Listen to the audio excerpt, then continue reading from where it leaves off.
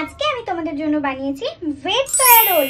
কিভাবে বানালাম আচ্ছা চলো তোমাদের সাথেও শেয়ার করে নিই। চলো। তার জন্য এখানে ময়দা মেখে লেচি কেটে নিয়েছি গাজর কুচি, ক্যাপসিকাম কুচি আর সয়াবিনগুলোকে সেদ্ধ করে নিয়েছি। শসা কুচি, লঙ্কা কুচি, ধনেপাতা কুচি, কাসুন্দি, গোলমরিচের গুঁড়ো, tomato sauce, red chilli sauce, dark soya sauce আর রোল মোড়ানোর জন্য কাগজ নিয়েছি। এই তো আমাদের এখানে সব ইনগ্রিডিয়েন্টস রেডি। এবার কড়াই বসিয়ে তাতে তেল গরম করে নিয়েছি। সয়াবিনগুলো ভেজে নেওয়ার পালা। দেখো আমি সব সয়াবিনগুলো দেওয়ার পর দিয়ে দিলাম পরিমাণ মতো লবণ আর গোলমরিচের গুঁড়ো দিয়ে এবার ভালো করে সয়াবিনটাকে ভেজে তুলে নিতে হবে। তোমরা যারা বাড়িতে নিরামিষ খাও তারা কিন্তু অনায়াসে বিকালে বানিয়ে এটা খেতেই পারো। তারপরে দেখো আবারও তেল গরম করে গাজরগুলোকে দিয়ে একটু হালকা নাড়াচাড়া করার পর দিয়ে দিতে হবে ক্যাপসিকাম কুচিগুলো। তারপরে সব কিছুকে একসাথে আবারও নাড়াচাড়া করে পরিমাণ মতো লবণ, dark soya sauce, red chilli sauce দিয়ে ভালো করে মিশিয়ে নিতে হবে। দিয়ে দিতে হবে ভেজে রাখা সয়াবিনগুলো। তারপর নাড়িয়ে চাড়িয়ে স্বাদের জন্য দিয়ে দেব অল্প চিনি।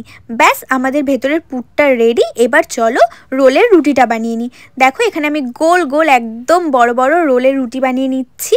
আর হ্যাঁ, তোমরা যদি এটা বাচ্চাদের টিফিনে দিতে চাও কিংবা তোমরা হেলদিভাবে খেতে চাও তাহলে কিন্তু তোমরা এখানে আটা ইউজ করতে পারো ময়দার বদলে। দেখো আমার সব রুটিগুলো বেলা হয়ে গেছে। এবার আমি একের পর এক সব সেঁকে নেব। সেঁকে তুলে নিতে হবে একদম হালকা করে। তারপরে দেখো এখানে আমার সব রেডি রুটি। এবার আমি একটা চাটু বসিয়ে তেল গরম করে পরোটাগুলোকে ভেজে নিচ্ছি তেল দিয়ে দিয়ে। খুব সুন্দর করে মচমচে করে পরোটাগুলো আমার ভাজা হয়ে গেছে। এবার চলো রোলটাকে বানিয়ে নিই।